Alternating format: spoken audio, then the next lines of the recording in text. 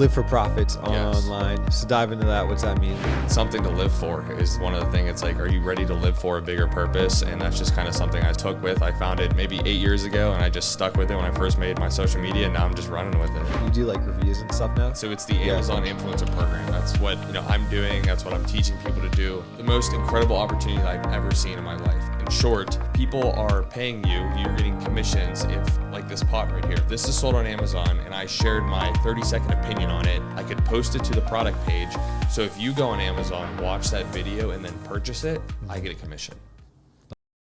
All right, guys, welcome back to episode 4 of the Yen Podcast. And today I'm here with a man with the best name in the world.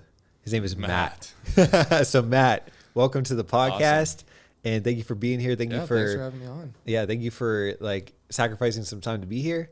And why don't we start off by you just telling us a little bit about yourself and what you do? Yeah, absolutely. So my name is Matt, live for profit online, but I am a serial entrepreneur in a way. I have 5 different companies that I've been kind of working on the past 4 years to hopefully build something out of it. Awesome. How old are you? You said you were 22? I'm 22. I turned 23 in September. That's awesome. September what? 30th. Happy birthday, bro. Thank you. I'm December 30th, so a couple months from you. And I'm a little bit older, 28. Or going to be 28, 27 currently. But so you said live for profits online. With the number 4. With the number 4. Okay. So dive into that. What's that mean? Yeah, so it's just, it's something to live for is one of the things. It's like, are you ready to live for a bigger purpose? And that's just kind of something I took with. I found it maybe 8 years ago, and I just stuck with it when I first made my social media, and now I'm just running with it. Nice. When did you first make your social media? It was 2019, maybe 2018 something, because that's when I first started. I started right away. I was just selling random things on eBay. It was right before the pandemic. I was flipping it was Godzilla and the Monsters movie, King Kong and Godzilla movie. So they were having toys, and I was flipping those on eBay, and that's when I first kind of started documenting the journey, because I think it's really important for me, especially. Yeah, for sure. I can look back and kind of reflect on it, especially when I'm teaching other people the stuff I do. I can say, hey, I was there at one point now, and look where I am now. So. Yeah, definitely. So you started back in 2019. Is that when your entrepreneurial journey started I would too? Say so. Okay. What sparked it? Just looking for something to do, because actually when I first, because I went to Pitt for college, I was going to be a dentist. Gotcha. So it was like, you have good teeth. Yeah, thank you. You too. But that's what I wanted to do, or at least I thought I wanted to do. But I wasn't 100% sure. Schooling wasn't my thing exactly. So I was like, I want something else. I want to play with something else in my free time to see if I can make something out for myself. Cool. That's awesome. So you started off with eBay, and then what did that evolve into? So that evolved into Amazon. So I started doing Amazon FBA, which is, for people that don't know, around 70% of the stuff you're buying on Amazon is actually coming from someone like me. Around 30% is actually being sold by Amazon themselves. So you have the ability as a company to go through and sell your product, find wholesalers, distributors, work with them, and resell the products on Amazon.com. So that's something I did. I was flipping products, going into Walmart. Instead of selling on eBay, you can sell it for way more on Amazon. So that was the pivotal point where I stopped selling on eBay. Actually, I got banned from selling on eBay, but we'll get into that. And then I started selling it on Amazon for more money, which higher my profit margin. Gotcha. So all right, so let's back up a little bit. How did you get into that? Was it something you saw online, like a friend? Yeah, so I started, it was a hard way. So I bought a little mentorship. It wasn't crazy. It was maybe $500 to $1,000. So it was just a basic one, but it was private label. And what that is pretty much taking a generic product from China, slapping your own brand name on it, and trying to sell it online. Ultimately, I failed. I wasted $1,000. I couldn't figure it out. I'm not good at it. I'm actually trying again now, a little bit further in the game. But I tried, didn't work out. So instead of giving up, I decided to pivot. And that's what turned into retail arbitrage, which was going to Walmart, purchasing those products and flipping them on Amazon. Gotcha. So what was the product? So it was everything. The big one I started with was right when COVID hit, right? Everyone wanted weights and pulls. So I was going to every store, every Big Lots, Walmart, everything. Rural King, I got banned from Dick's. Escorted out of Rural King 3 times, just buying all their chlorine, pulls, weight sets, and then flipping it on Facebook Marketplace and Amazon, because it was supply and demand. Yeah, so I was able to sell these pulls for 3-4x what they're going for and ship them out of my garage.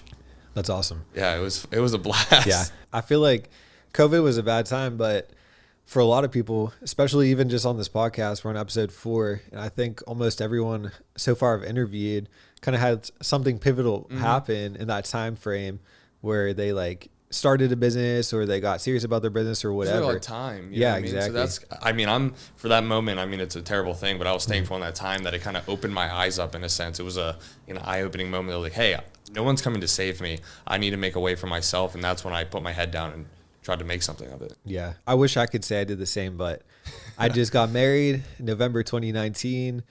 We went to Aruba in January for our honeymoon, and I remember sitting at a pool bar with Amanda, and she was like, oh my gosh, what is that? And it was like plastered on the news. It was like COVID, first case in California. She was all scared. I was like, nothing will happen. I was like, it'll be all right. It wasn't all right. We signed a lease actually a week before lockdown for a furniture store down in New Brighton, and then we weren't able to open till like end of August. But I wish I could say I did a lot more during COVID. I would say during COVID, man, I feel like I'm not even a video game player, but like I got into like Call of Duty. Oh, dude, it's hard not to. Yeah, it was so bad. I don't play Call of Duty or really any video games anymore, but yeah. Not the best years for me, but I'm glad for a lot of people it was. Never hurt. Yeah, for sure. I don't even know how I got here, but we're here now. But so, all right, so that's cool. So you started off kind of with like eBay, which is kind of cool because that's kind of how I started off too. Back, I was like 6 years old, and my dad taught me how to sell on eBay. So the first thing I ever sold on eBay was a stopwatch, and my dad was like trusted me to package it. So I listed it. And I sold it. I packaged it. Came back a few days later, broken. So I had to give the guy a return. But my dad taught me a valuable lesson. He said, even though it's broken, you can still list it for parts. Gotcha. So I listed it for parts, and I almost sold it for as much as I sold it when it was working, which was really cool. Yeah. But so that's kind of how I started out, was eBay as well, just going to yard sales and estate sales and buying and flipping. And I did that up until like, honestly, like a couple years ago. I always did it even as just like a side thing. But it's a you great don't need start. a lot of money to do it. I mean, what I was selling Mad magazines. So I had a whole collection when I was younger, like Mad magazines. So I was just flipping them, $6-8 a pop on eBay. But if I 50 of them, it adds up. Yeah, 100%. And that's what was able to. I took that money, went to Walmart, bought that, and then it just kind of cycles, and you just rinse and repeat. Yeah, for sure. What was your bet? What's like your biggest sale on eBay? On eBay, crazy? So this is where I get into getting banned. So I got into the liquidation closeouts, OS&D freight, which is surplus and damaged freight. So there's people that have contracts, and so I got networked with one, and he sold me this pallet of Magic the Gathering trading cards. I got them. They were $85. No, they were $100, $109 retail. I was selling them for like $85.90 on eBay, but I bought them for like $40. So I was selling them. I had a whole pallet of them, which is like hundreds of boxes. So eBay, you have like limits and stuff. So I'm selling and they're selling, and I wake up and it's like $4,000 of sales overnight. Wow. And I was like, wow, this is crazy. I have a lot of orders. I'm excited. And then eBay comes in and we're like, hey, I need to see your receipt for that. These are fake. And I'm like, they're not fake. Man. They're completely legit. But it was OS&D freight. I had nothing to show. Yeah. So essentially, account went down. No customers complained. I had to sell the rest on Facebook Marketplace. That's crazy. And got the money eventually, luckily. Well, that's good. But that was the end of eBay. Yeah, that's crazy. Dude, so I bought a couple Louis Vuitton purses before in Cranberry. That's what's the tricky stuff. Yeah, dude. Yeah, and I thought they were legit. Like the lady was like, she's like in a nice house, and she's like, I asked her, I was like, are they real? She's like, oh yeah, I got them for the Louis Vuitton store. And, dude, I sold one. You don't know any better. Yeah, so I sold one, and I sold it for like almost, I think it was like $950 or something like that. And then a few weeks later, I listed the other one, and I sold it for $2,000. Holy crap, then for a purse. Yeah, but then the guy, right before I went to ship it, he sent me this long message with how to spot a fake. Long story short, they both ended up being fakes. So I couldn't sell that one. So I actually ended up selling it on Marketplace as a fake. Like I let people know. And then the black one that I sold, like ended up being like a month like prior to that afterwards.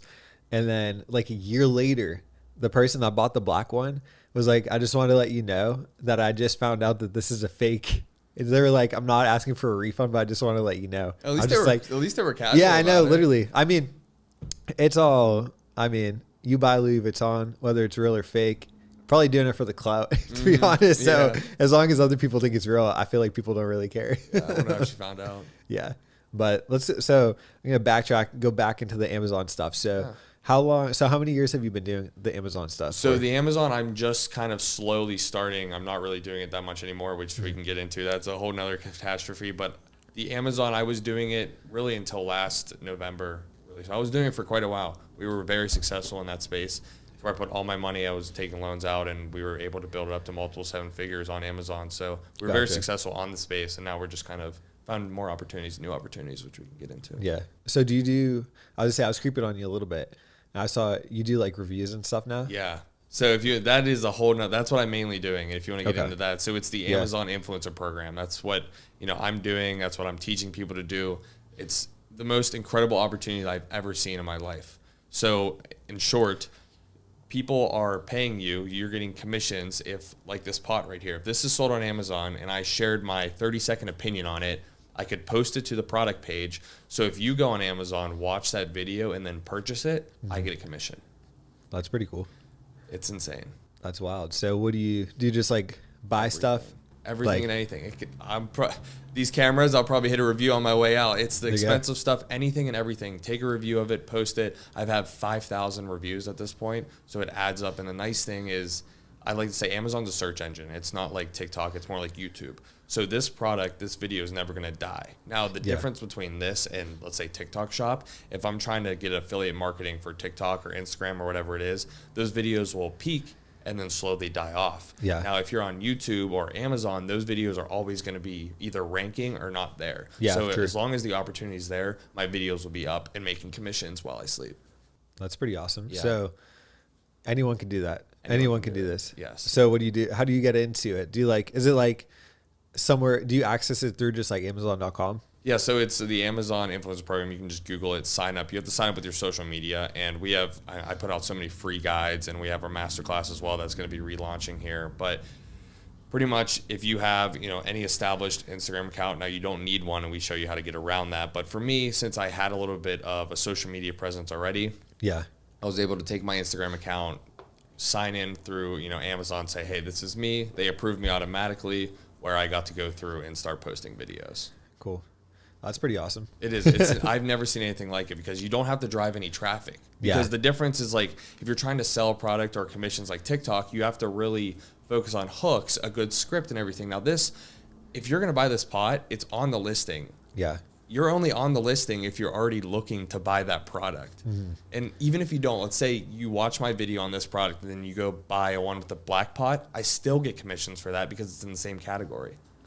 Nice. That's pretty cool. It's insane. So let's say, so you said that on social media, you're like helping people, you do like master classes, something like that. So do you also get commission when someone signs up under you? No, I don't get any commissions for that. No, that's all free guide. So we do that on top of UGC, which is user generated content, which is the other half of that I've been getting into because of the Amazon influencer program. It's almost like a gateway into UGC. Okay. So what's the benefit of you doing the master classes? I mean, I get course sales and stuff, build a community, same thing, kind of have a network of individuals. I learn stuff from my students as well every single day. So we have a tight knit group where, I'm actually even making videos for some people, and we're just kind of growing this incredible opportunity. It's a cash cow moment in a sense. That's cool. So you're basically, so you're just doing it to develop community around it. That's pretty awesome. Mm-hmm. Now, how long have you been doing like master classes for it? So the influencer program, I started that just over a year ago now. So May 2023 is when I first started making review videos. Obviously, I couldn't teach until I was successful with it. So I was able to build it to 5 figures a month with just review income, which is insane to me. But now that I was like, wow, this is really easy. There's not a huge gateway into this. This is something that I can successfully show other people. Yeah, I can easily say that this, what I thought was going to be a side hustle that ended up turning into my full-time income, it's changed my life. And I know if it changes mine, I can change all these other people's lives as well with it. So when you do this, Is there any like AI yet that's like helping you discover it's funny products? you said that. So when I first started, and our first account actually got shut down for this, and we were able to build it for 5 figures a month, but I did nothing. So I was outsourced. So I had my employees making videos, and then AI manipulated my voice to have a copy of my voice through AI, which is 11 Labs, and pretty much my VAs overseas would type in the scripts. It would produce out a soundtrack of my voice, put it over the video, post on Instagram, or not Instagram, Amazon. We had up to 4,000 videos. We were doing insane until, don't try to outsmart Amazon. That's what I like to say. They caught on, and we kind of had to restart. That's what I was wondering that, because that's kind of where my brain went. I was like, okay, so you do this.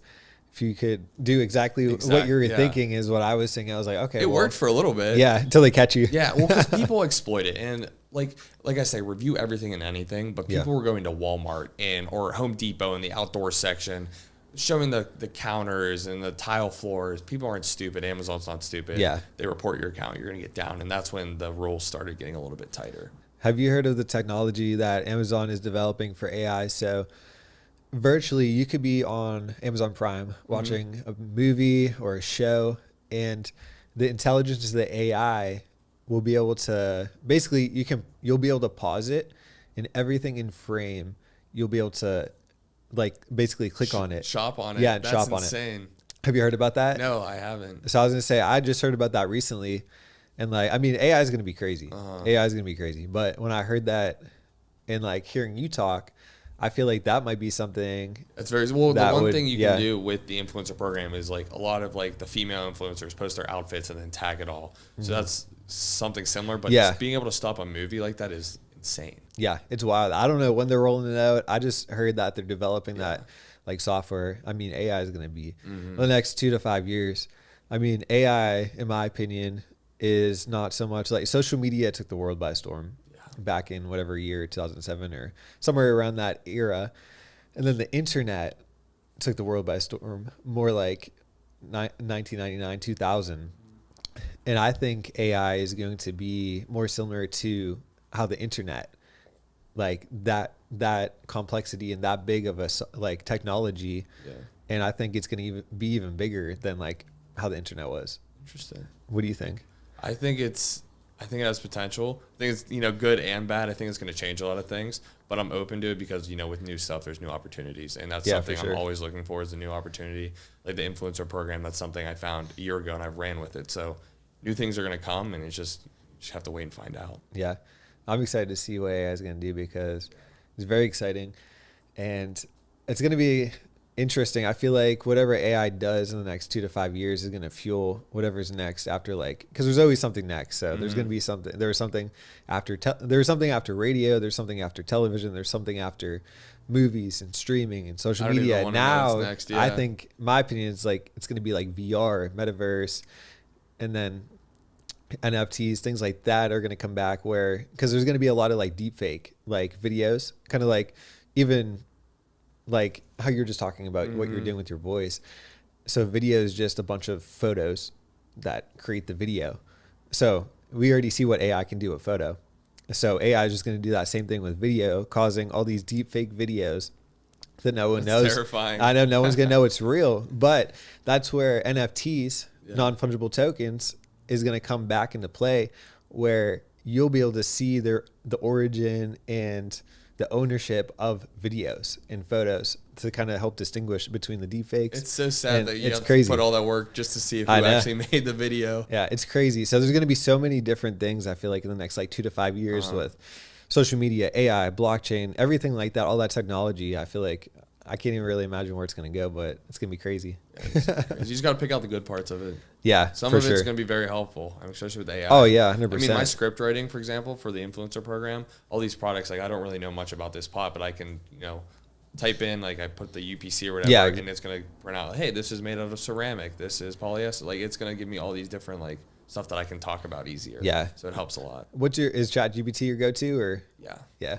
ChatGPT is crazy. I pay for it's like $20 a month, but I can use all the different, like, I don't know, like bots within it. Yeah, exactly. Like there's one that writes contracts that I use a lot, one that's specifically for scripts. So it's really helpful. Yeah, the technology is crazy, and it's crazy to think that it's only been around for like a year or two. Yeah. Like it's actually kind of wild. And I feel like there's no going back now. Once it's out there, It's out there. Yeah, it's never going back. I guess the saying is like, you can't put the genie back in the bottle. And that's definitely how it's going to be, the AI. But to get back more towards what you do, Matt. So you said, I think at the beginning, you said you have like 5 different things going right now. So, yeah.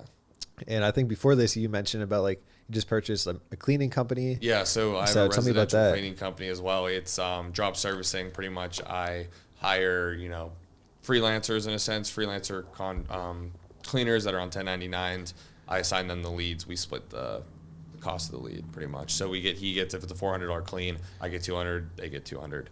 It's fun. It's definitely hard. I'm not a fan as much as working with consumers. I'd rather work with other businesses. It's a lot less stress, but that's something that's kind of new, and I've been able to build it up a little bit, but nothing to brag about. Okay. How are you getting leads? So there's a few ways. So Google, I do local service ads, and then Thumbtack is another one. But, I'm building on my website. It's just good to have like an online presence. Running Google ads, I would say Google's the vast majority. Yeah. It's such a powerful search engine that pretty much they're putting, my name right at the top. Yeah, I have to pay per lead. It's a little pricey, but in the end, it's getting you above the people, especially as a newer company. Yeah. So you said you purchased it. Did you change the model when you purchased it? No, not really. It was more of just I wanted the name. It's still City Shine. Oh, okay, I think cool. it's a great name. It's a little flashy. Fits Pittsburgh. So Yeah. I was like, that's what I want. I went for it. Sweet. So did someone just like own the name, or were they actually? Pretty much, yeah. Okay, gotcha.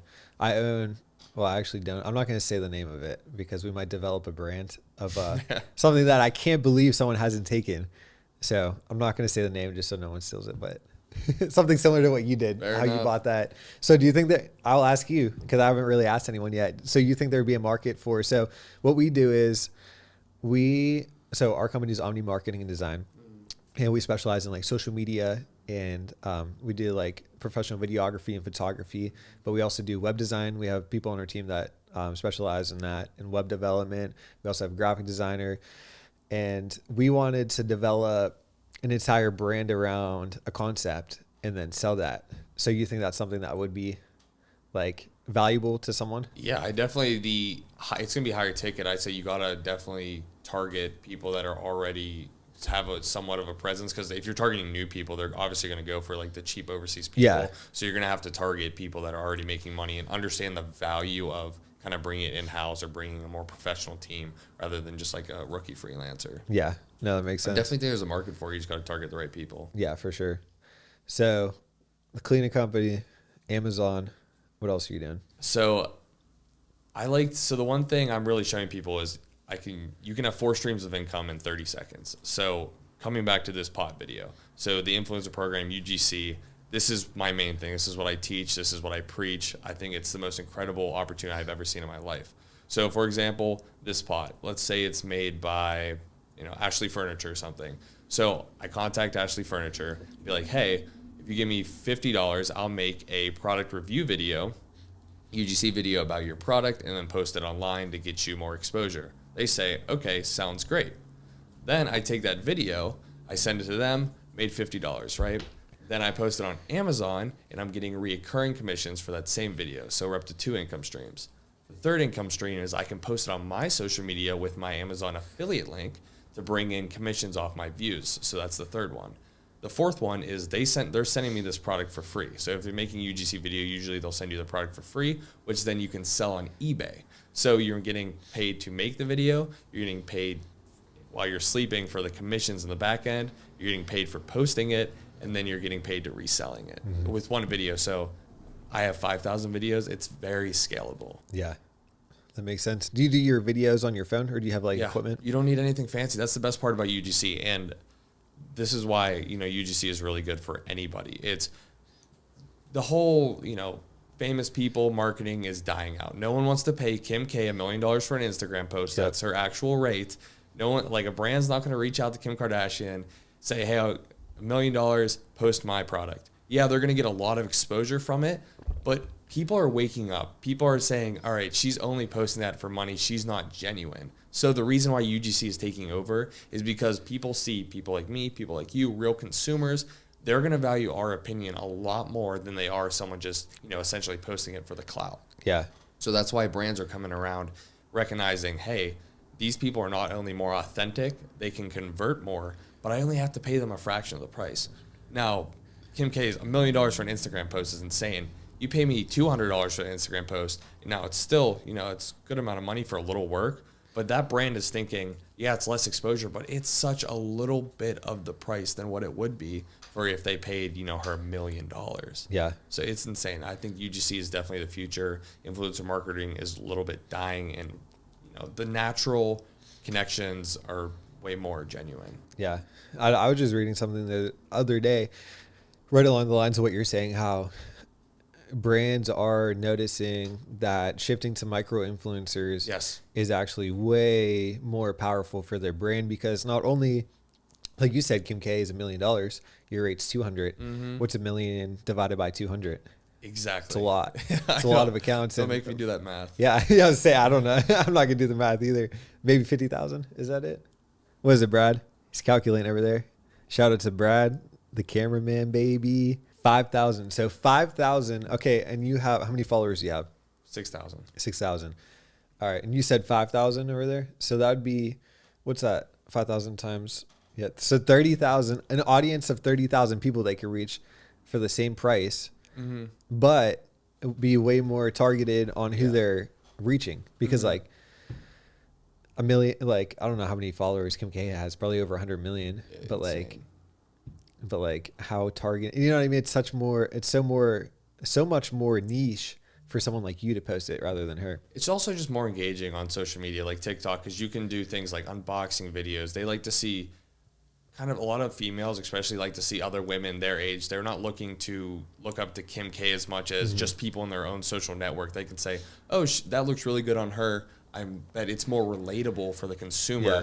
That can look good on me as well. And that's why brands like it a lot more, because it's more relatable. Yeah, for sure. And I feel like a lot of the bigger people, 30 million. Whoa, the math was off. 30 million. So I thought it was a little, yeah. So I said 30,000. They could reach 30 million people for that same price, but a way more targeted, way more relatable figure, influencer, micro influencer, showing that to their audience. Mm-hmm. So that's like very powerful. And not a lot of people are doing, especially the micro influencers. You see a lot. There's a lot of young girls doing it, which is great. But especially for someone like you, someone like me, our parents, it's a lot more niche. Like there's a couple I know that, they're around 60s. They're on Fiverr just putting their gig on there saying, hey, I'll make UGC videos for you. They're making 6 figures a year just because they're so sought after, because so many people in their niche, their category, are not really doing it. Yeah. And then on the flip end too, I feel like the Kim K's, the Logan Pauls, they're becoming more entrepreneurial, where they're just, instead of promoting other people's brands, they're just creating brands, and they already have the platform. So it's like Logan Paul makes Prime. It's instantly well over $1 million company. It's all you know about what I mean? marketing in that sense. Yeah. Yeah, exactly. And like, I don't know if you try Prime, but I haven't. No. I was going to say, I don't think it's really anything to write home about based on what I've been seeing people Logan say. Paul's. But yeah, exactly. But it's Logan Paul's. It's trendy. So people are buying it. He's making crazy money. Oh, it's insane. It's insane. Really crazy. But so I have a hypothetical question for you. Shoot. So a lot of what you're doing is tied up with Amazon. Mm-hmm. What would you do today if Amazon cut their program and basically virtually what you're doing now with Amazon you couldn't do anymore? I'm not saying it's going to happen, but just curious to see it's always where good your to mind think will about. go. One, UGC will never go away. So that is not the one thing that's nice about it. It's not a platform-based business. I'm not held to Amazon, Fiverr, whatever it is. There are always brands looking at. So if I have to fall back, I can always fall back on UGC. If that happens, one, your rates are going to go up because even less people are going to do it now. Yeah.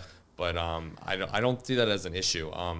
The influencer program, for example, has been out since 2013. They have put more money into advertising this thing in the last year than they have since 2013. So, I mean, knock on wood, it's not going anywhere. So I think people are worried that it's going to be saturated too. More people are coming in because the barrier to entry is low. And that's why I'm teaching people how to do it, because it's actually achievable without, quitting your job. You can do it in your off time on the weekends. The nice thing about it is even the little bit of, effort you put in, you're going to get a little bit back. Obviously you put more effort in, a little bit more back. Yeah. So I don't think Amazon, that program is going to go away, but if it did, UGC will always be there. Social media will be there, to other different ways to advertise products. Because that's a skill that when it comes to like marketing, you're doing the UGC, doing these videos, that never goes away. Yeah. You know, because once you're learning, kind of going through, all right, this is how I make a script. This is how I do make a hook. There's always going to be the next thing. You know, Musical.ly went away, TikTok came. TikTok might go away, something else is going to come. So that opportunity is never going to die. Fun fact. Did you know, so you said Musical.ly went away, TikTok came. Mm-hmm. Did you know Musical.ly is TikTok? They purchased it. They purchased, okay, so they just rebranded, but that platform still went away. No, yeah, I was just wondering, it was like a fun fact kind of thing. I know that. But, so TikTok, what's your following like on TikTok? Barely.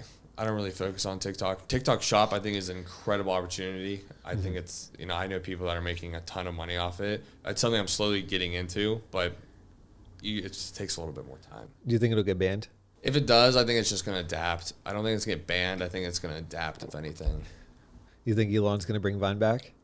No, that would be something. I don't know if it would work as well. I think it's one of those cases of nostalgia when you had an experience that was so good, but you do it again a second time and it's not as good. Yeah. So I think, you know, if it did come back, people are going to be let down in a sense. It's like, hey, this isn't the same nostalgic, you know, love that I used to have for it. So personally, I don't think it. So here's my hot take on the record.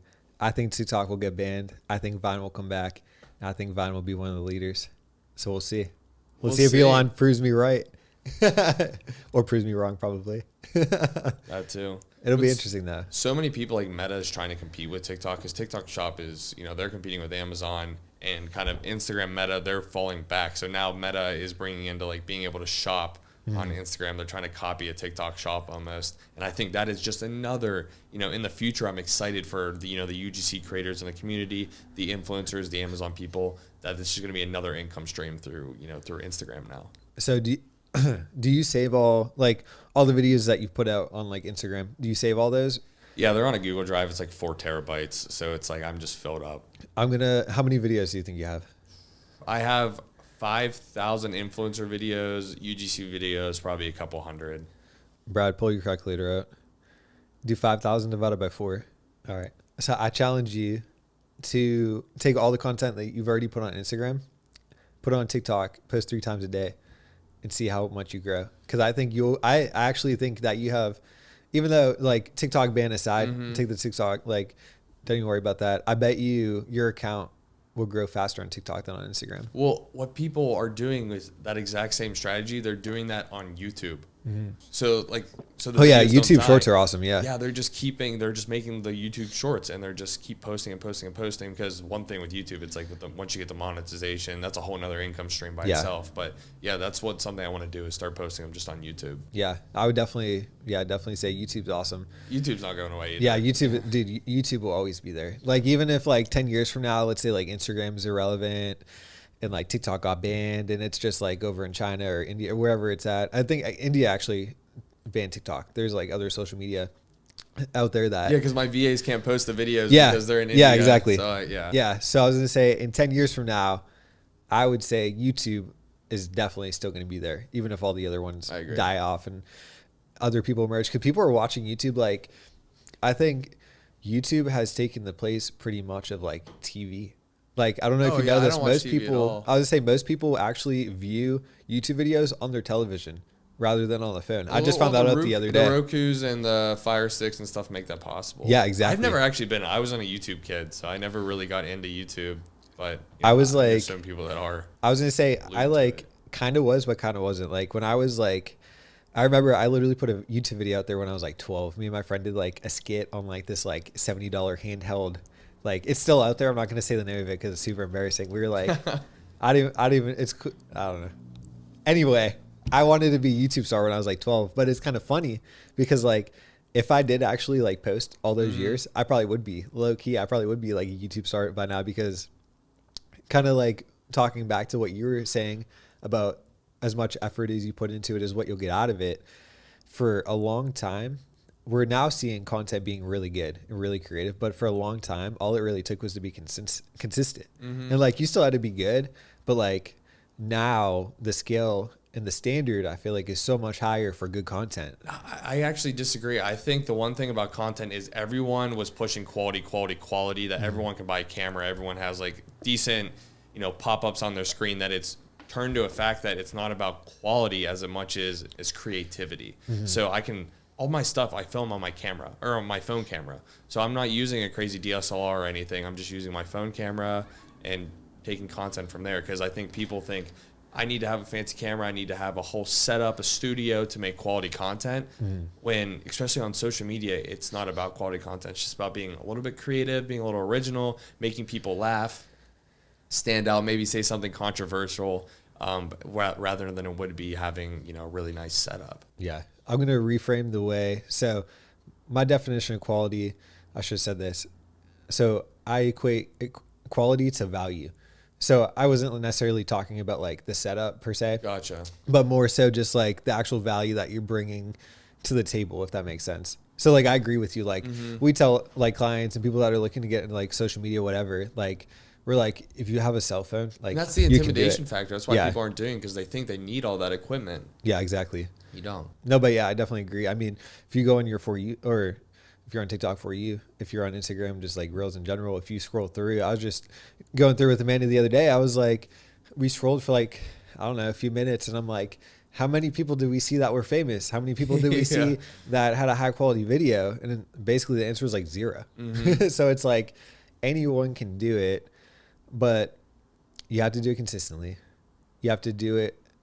You have to do quality as in value. You have to bring some type of value, whether it's informative, just pure entertainment. Yeah, exactly. It could be, the 3 pillars I usually say is informative, entertainment, or I'm drawing a blank. What's the other pillar, Amanda? Oh, teaching. So informative, teaching, or entertainment, I feel like are like the 3 kind of like pillars. If you break down any good piece of content, usually they probably do one of those 3 things, or maybe all 3 or 2 of the 3 or whatever. Yeah. But I just think people can sniff out authenticity. Oh, for sure. Sense. Like they know who's there just to sell them a course. They know who actually knows something. And that's one thing I've noticed, because like I bought plenty of courses. I've spent more money than I'd like to admit on education, which is fine. Like I wouldn't be here where I am if I didn't buy those bad courses, good courses, whatever it is. But, I think people can sniff out who's actually authentic, who knows something, and who's doing what they're preaching rather than just posting about it. Yeah. I think investing in yourself, investing in your own knowledge is one of the most overlooked things. Pay $30,000 for tuition a semester. Why wouldn't you pay $1,500 or $500 for, a course? Exactly. So on that topic, you went to Pitt. Yes. You dropped out after 2 years. What'd your college journey look like, and what were you going for? Beer. I was going for actually to be a dentist. So I just kind of had that thing since I was in first grade. I just like the dentist. I like teeth. I think it's the first thing I notice about a person when I meet them is their teeth, their hygiene in there. So it's something I liked. Went to school, did not like the tests, wasn't very good at it, had some help from some local girls that were able to take my test for me, but I was not able to do good in schooling. So it got to the point, my first year, it was the COVID year, kind of just got through it. Second year came, I pivoted more towards marketing and whatnot, but I was also, this is when I started taking my own businesses a little more seriously, my e-commerce businesses. So it was to the point that I was half-assing both, right? So I was not doing good in school, not doing good in my business. I have to commit to one. So, I talked, with friends, family, my counselors, and being like, I don't know what to do, but in the back, I really knew what I wanted to do. And it just took a moment in my life that, hey, if I'm going to do it, you have to go all in and do it. Put your back against the wall, because that's when, burn the ships in a sense. You have to go all in, or you're not going to get where you want to be. So that's where I am now. My back is still against the wall in a sense. So that's the only way it's going to, move me forward. I don't like being comfortable. I don't think it's good to be comfortable. So I put myself in a state of max uncomfortableness, and that's what really projected me to go to the next step in life. So what were you like in like high school, middle school? Were you a good student? Like, did you get in trouble? No, I mean, I met all my principals, so we can say that. But, I was good at school. I'm not a dumb kid in a sense. I was able to pass my test. I mean, high school is fairly easy. Yeah. Was in sports a little, but I wouldn't say was inspired to be if you told me this is what I was going to be doing today 6 years ago, I would say you're crazy. Yeah. So it was nothing like that. I would say I was no more than average. Gotcha. In a sense, when it came to like high school and that. You know, I was still out. I was having fun every weekend. And I still do have fun on the weekends and stuff like that. But no, I was no different than anybody else. Yeah. I feel like I'm very similar. I feel like I was just like average. Like I could have definitely applied myself way more, but I didn't see really like the purpose of it. It's hard when you don't have a vision. Yeah. Because it's in high school. It's like, why am I learning about this? Yeah, exactly. I can tell you. I mean, some stuff's useful, but you know, A squared, B squared, C squared. I kind of tell you last time you that. Yeah. So The best advice I ever got, Mr. Lamb, New Brighton High School, for anyone who's watching who knows Mr. Lamb. It was the end of my junior year, and I was in honors calculus, and everyone was signing up for next year for AP Calc. And I was like, should I take AP Calc or should I take stats? And some of my friends were like, you should do AP Calc, like it looks good. Like, and then my teacher, Mr. Lamb, came by, and he was like, Matt, what do you want to be when you grow up? And I was like, well, I want to own my own business. And he looked at me, he's like, then why would you take AP Calc?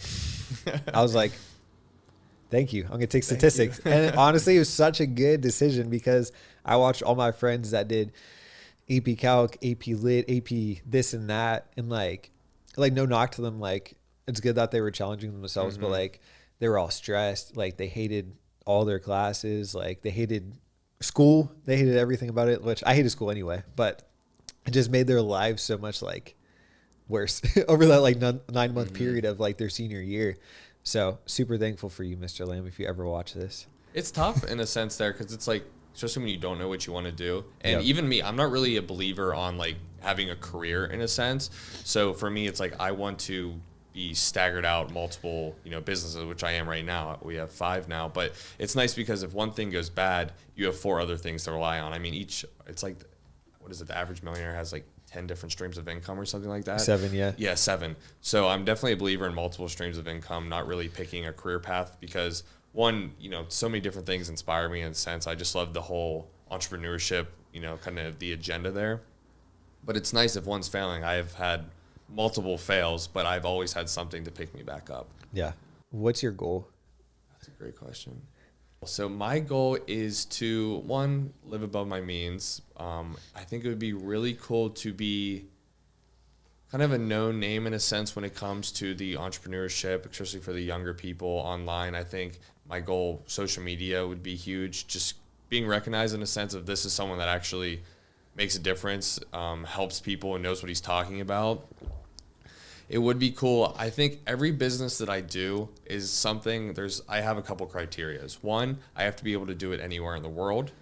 One, it has to be able to make me money without me doing it. So, and then the other one is, I guess between that is something that I can eventually outsource to autopilot. Even if it has less kind of income, it's something that I can, as long as I don't have to put actual time into it, like for the cleaning company, for example, that's something I'm not actually cleaning. That's something that eventually, you know, with my receptionist now that I just hired, I'm not taking calls anymore.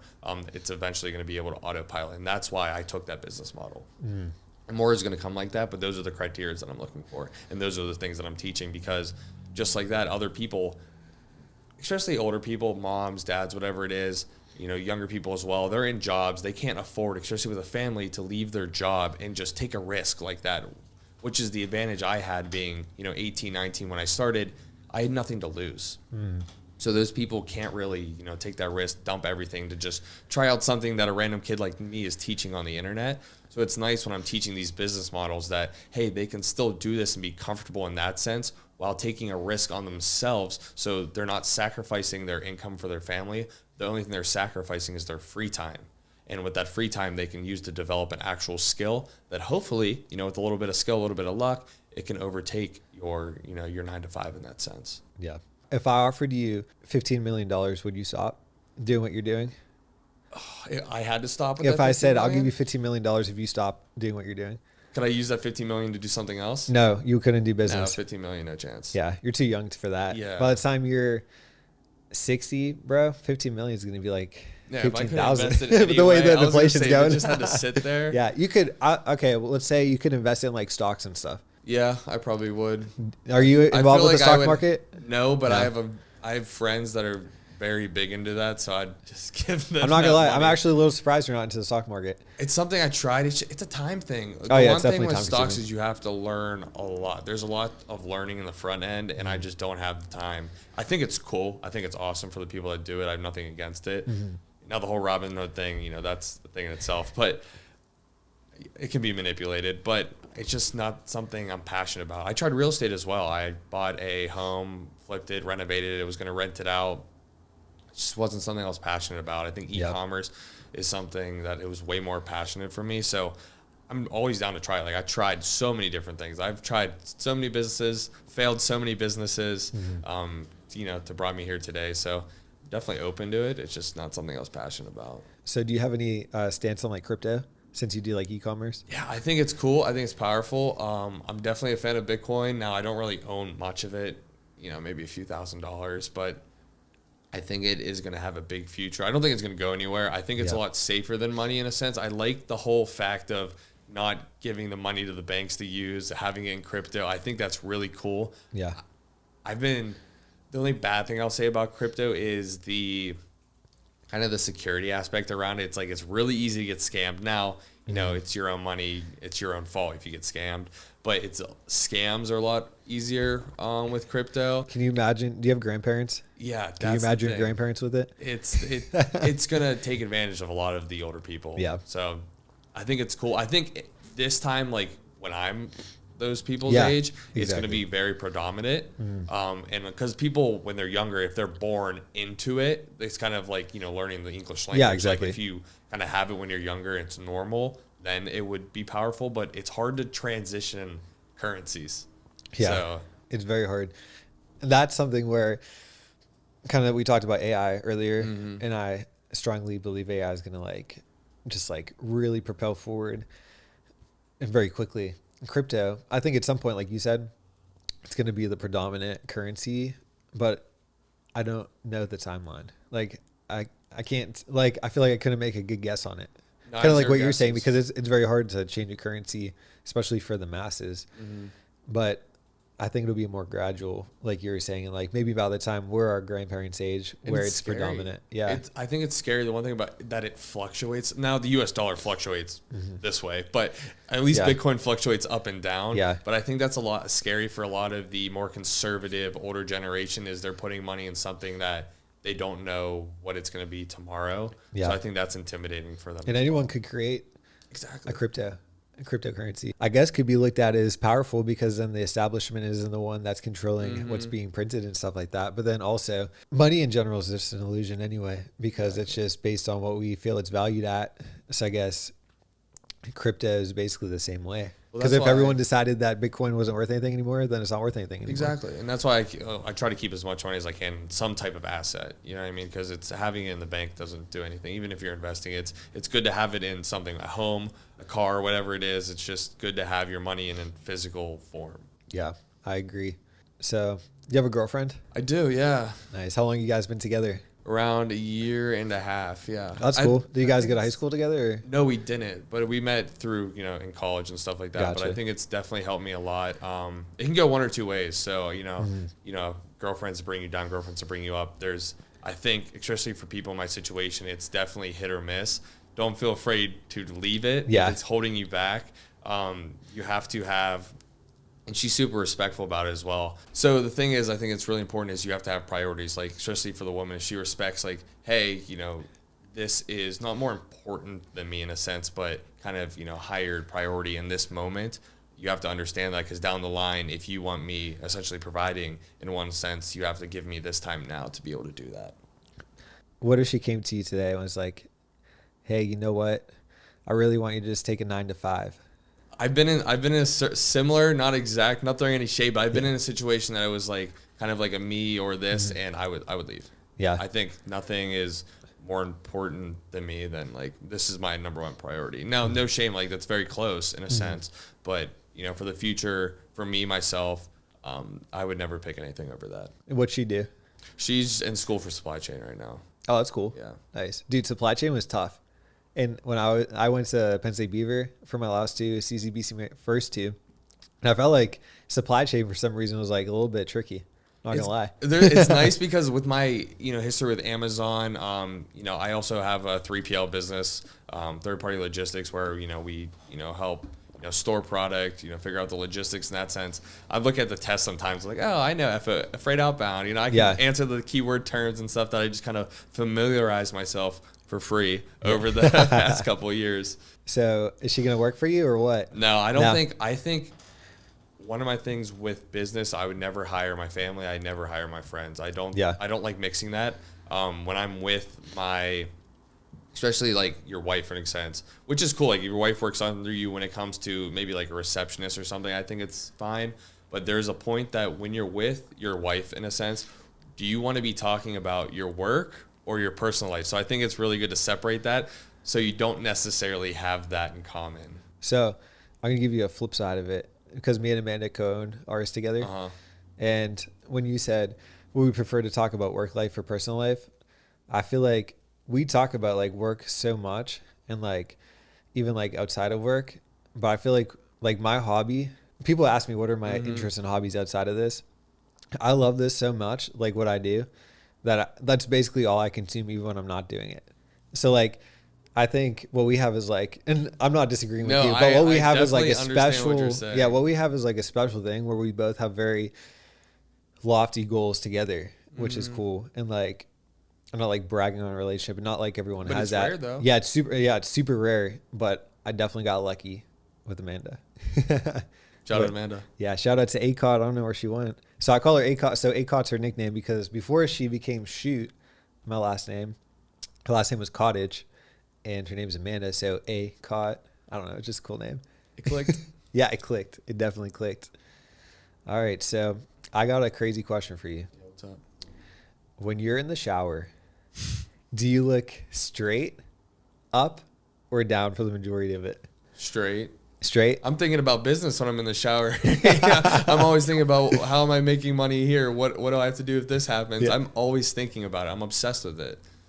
So when you're cleaning off, you're looking straight. Maybe I am all looking, business. Maybe I am looking up. Yeah, it's kind of like dazing looking off. up. Yeah, so I was gonna say I'm on autopilot. Yeah, autopilot. That next time you're in the shower, you're gonna think of this, and then you're gonna realize where you look. Because one day I don't think I want to be thinking about you when I'm in the shower. It's gonna happen though.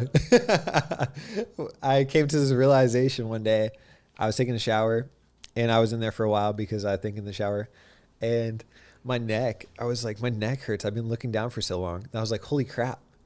Do I always look down? And then I gradually realized, wow, my neutral position in the shower is to look down. And then I asked people like Brad, and I asked people like Amanda, and Amanda looks up. She's crazy. Brad, I can't remember where Brad looks. He looks straight. I look down. You look up. Everyone has a different position. It's kind of crazy. It's just like a random question I like to ask people. Yeah, no, I hope I didn't disappoint. I mean, you look the same way as Amanda does, so I guess probably a pretty cool person based on that. One of the big parts of this podcast is just building, like we talked about before this, trying to build a community of young people, not so that we tell people this is what you have to do, but present different options of like, this is what we're doing, this is what works for us, and maybe it'll work for you. Kind of like what you do with your master classes, and like how you said, it's not to like hard sell anyone on anything. You're literally just trying to develop a community and help people. So that's in a sense basically what I'm trying to do too. So with all that said, and everything that we talked about today, this is a question I've been hitting people with at the end of the podcast.